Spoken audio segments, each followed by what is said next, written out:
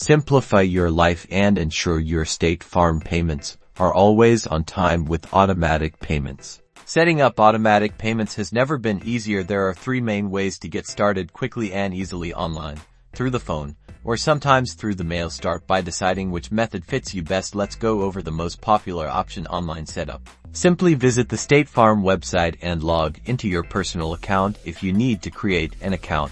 The process is quick and straightforward. Once logged in, go to the Billing and Payments section, usually under the My Policies tab. Under Billing, there will be options to manage your payment methods. You can input your bank account or credit card information for automatic deductions. Make sure everything's accurate.